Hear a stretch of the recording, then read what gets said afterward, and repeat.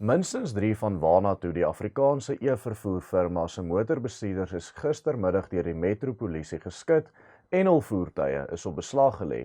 Ek sê juis minstens 3 omdat dit die getal was ten tye die video vervaardig is, maar die Pretoria MMC vir paaie en vervoer, Tlangi Mogale, het op haar X-rekening beloof dat meer van die Wanatu motors op beslag gelê gaan word. Mogale beskryf haarself as 'n aktivis vir maatskaplike verandering op X. Verder het Action SA se Nasipi Moya, die huidige burgemeester van Pretoria, ook met trots op haar X-rekening verkondig hoe daar beslag gelê word en gaan beslag gelê word op al die Wanatu voertuie. Die rede wat aangevoer word vir die reeks beslagleggings is omdat Wanatu na bewering nie bedryfsvergunning in die openbare vervoerbedryf in Pretoria het nie. Hierdie stappe volg alles op 'n reuse aktiviste veldtog juis gelei deur Action SA om die firma onwettig te verklaar omdat hulle beweer dat dit nie wettig moet wees om 'n eksklusief Afrikaanse vervoerdiens te verskaf nie. Daar is egter baie meer tot die storie en 'n baie dieper agenda wat hier ter sprake is. Die wet word geweldig selektief toegepas. Daar was nog geen so 'n veldtog teen Bolt, Uber of enige minibus taxi assosiasie nie, ten spyte van die feit dat bitter min van hulle wel bedryfsvergunning het. Verder het Wanatu al die wettige stappe om bedryfsvergunning te kry gevolg. Die Staatsraad blyk slegs hierdie beslagleggings in 'n georkestreerde veldtog teen Wanatu te gebruik om 'n Afrikaanse besigheid seer te maak. In hierdie video sal ons die volle storie breedvoerig bespreek. Deel asseblief die video so ver as moontlik om ons mense ingelig te hou. Goeiemôre liewe vriende, dit is Willem Petser wat met u praat en dit is nou die 6de Februarie 2025. Volg en subscribe op ons kanaal vir meer video's wat u ingelig hou oor sake wat in ons eie belang is en sluit aan op ons WhatsApp groep om deurlopend ingelig te bly van die werk wat die Willem Petser groep doen deur slegs die naam en van te boodskap na die nommer wat tans verskyn op die skerm. Die tydsberekening van hierdie beslagleggingsveldtog kon nie op 'n beter tyd gebeur het, terwyl die hele wêreld se oë op ons regering se rasgedrewe agenda is nie. Ons gaan juis 'n demonstrasie by die Amerikaanse ambassade in Pretoria hê op Saterdag die 15de Februarie 2025 om vir die wêreld te wys wat in Suid-Afrika aangaan. Ons vra dat elke een van u wat moontlik kan, daar sal opdaag dat die wêreld kan sien wat die waarheid is en dat Suid-Afrika saam staan teen die ANC se rasgedrewe ideologie.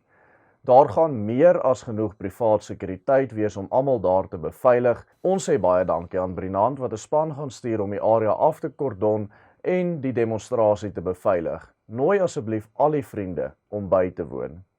Die kontroversie rondom Wanatu het kort na sy bekendstelling in Oktober verlede jaar begin.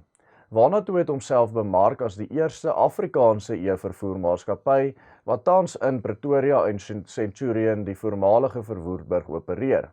Die missie van die maatskappy is om persoonlike vervoer deur middel van 'n selfoontoepassing te bied, soortgelyk aan ander toepassings soos Uber en Bolt. Waar hulle egter verskil van die twee platforme is dat hulle slegs Afrikaanssprekende bestuurders aanstel om werk te skep vir Afrikaanssprekendes, Afrikaans te promoveer in die gemeenskap en ook die mense die gemoedsrus te gee dat hulle veilig sal wees omdat die bestuurders eers deeglik ondersoek word voor hul aanstelling en omdat hul voertuie altyd in goeie toestand gehou word.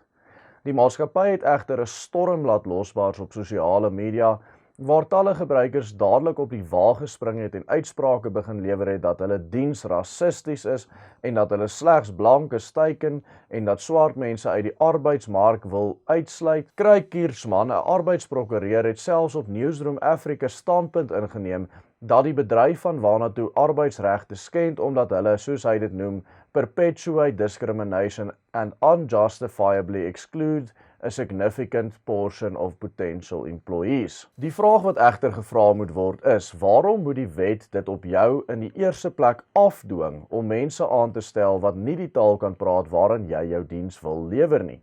Ten spyte van die teenstand van die Staatsraad en sekere groeperinge in die publiek se kant af was die reaksie op Wanatu oorweldigend positief.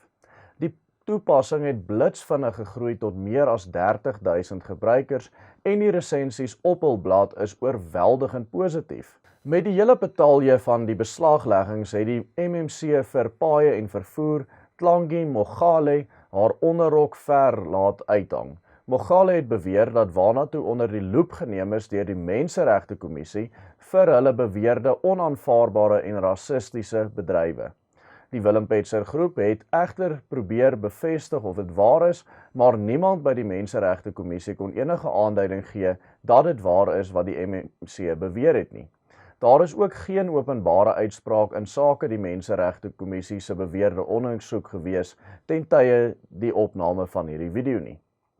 Verder het sy aangevoer dat die voertuie op beslag gelê is omdat hulle nie oor die nodige bedryfsvergunning van die Staatsraad beskik nie. Vanatu voer egter aan dat hulle reeds aan al die vereistes voldoen het en wag net vir die amptelike bedryfsvergunning om aan hulle uitgereik te word. Die Willem Petzer groep het met 'n onafhanklike regskenner bevestig dat dit wel wettig is vir Vanatu om sonder die dokumente besigheid te doen, solank hulle aan die vereistes voldoen en wag vir permitte om uitgereik te word deur die Staatsraad. Die onus rus juis op die Staatsraad om die permitte so gou as moontlik uit te reik nadat die vereistes aan voldoen is.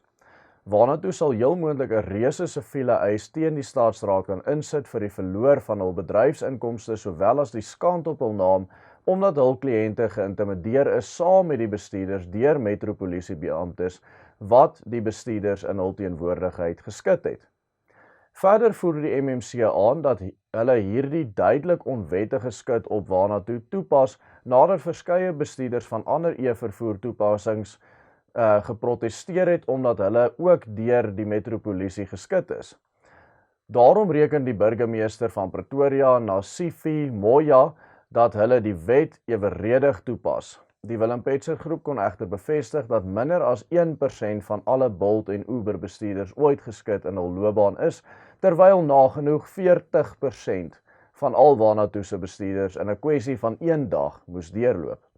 Hier is duidelik politieke inmenging waar radikale ideoloë hul ideologie wil afdwing op wetstoepassing wat veronderstel was om regverdig en apolities te wees. Die feit dat die MMC Mogale so onbeskaamd openlik haar optrede probeer regverdig deur beweerde ondersoeke van die Menseregte Kommissie wat net mooi niks met haar mandaat uit te waai het nie en geensins enige wetlike implikasies op die bedryfsvergunning van 'n vervoermaatskappy het nie en uit alle beskikbare bronne blyk in elk geval op hierdie stadium gefabriseerde nonsens of leuns te wees, beklemtoon net weer eens die arrogansie dat die MMC glo sy mag hulle straf vir die erfsonde van die verkeerde velkleur hê. Dit sluit aan by die oorwegend heersende houding van die algemene Suid-Afrikaner en veral die politici teenoor ander aspekte soos grondonteiening en regstellende aksie as 'n geheel. Daar bestaan nie 'n geregtigheidsgevoel waar hulle kan insien dat strawe geregverdig uitgedeel behoort te word op grond van aksies van die individu nie. Nee, aan die een kant voel hulle geregtig op die hulpbronne en die bates waarvoor blanke mense in die eerste plek hard gewerk het en aan die ander kant voel hulle geregverdig om blanke mense te straf slegs omrede hulle blank is, al het die persoon geen onwettige dade gepleeg nie. Voel hulle, hy kan eties gestraf word omdat hy 'n blanke vel het en omdat daar klaarblyklik deur sy voorouers een of ander tipe voordeel uit een of ander verlede getrek is. Hierdie giftige kopvirus onder die algemene Suid-Afrikaner moet uitgeroei word. Dit was seker die grootste stap vorentoe oor die afgelope 6 dekades in die veld van internasionale menseregte toe Donald Trump 2 weke gelede die uitvoerende bevel geteken het wat alle vorms van regstellende aksie in Amerika onwettig verklaar het. Ons behoort geweldig dankbaar te wees dat hy ook in Suid-Afrika stappe en aksie neem om ontslae te raak van wettige rassediskriminasie en daarom is dit ongelooflik belangrik dat ons in ons massas opdaag by Saterdag die 15de Februarie se demonstrasie voor die Amerikaanse ambassade dat ons nie net vir Trump en vir Amerika nie, maar vir die hele wêreld kan wys ons het genoeg gehad om soos tweede klas burgers in ons eie land behandel te word en dat ons sy stappe ondersteun teen hierdie giftige wetgewing en hierdie giftige kopvirus ten volle. Nooi asseblief al die vriende om daarso saam op te daag. U sien, die probleem waarmee ons sit in Suid-Afrika en ook die probleem wat ek het met die feit dat sekere partye sê dat slegs die ANC leiers gestraf behoort te word en die sogenaamde onskuldige burgers van Suid-Afrika moet uitgelos word, is presies dit. Hierdie heersende houding en kultuur wat gekweek is hier in Suid-Afrika, maak dat die gewone ANC-stemmer, as ook die lae-vlak ANC en eintlik al hierdie ander partye se politici, ook hierdie geregtigheidsgevoel het waar hulle dink dat hulle wit mense sommer maar net voor die voet kan straf omdat hulle wit is. En aan die ander kant voel hulle geregtig op dit wat wit mense hard voor gewerk het. Daarom gaan dit nie werk om net die topstrukture van die ANC te straf nie. U sien, as die ANC vandag moet verdwyn, dan gaan hierdie gemiddelde ANC-stemmer net vir die EFF of vir die MK stem.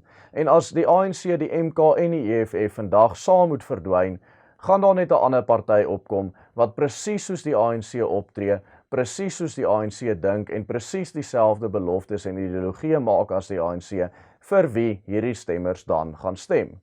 Hierdie stemmers gaan nie vir die DA stem nie en ook verseker nie vir die Vryheidsfront Plus nie. Onthou om ons te volg op hierdie platform en onthou ook om die WhatsApp groepe op te klim. Die nommer is in die kommentare en ook tans op die skerm. Totsiens en God seën elkeen van u.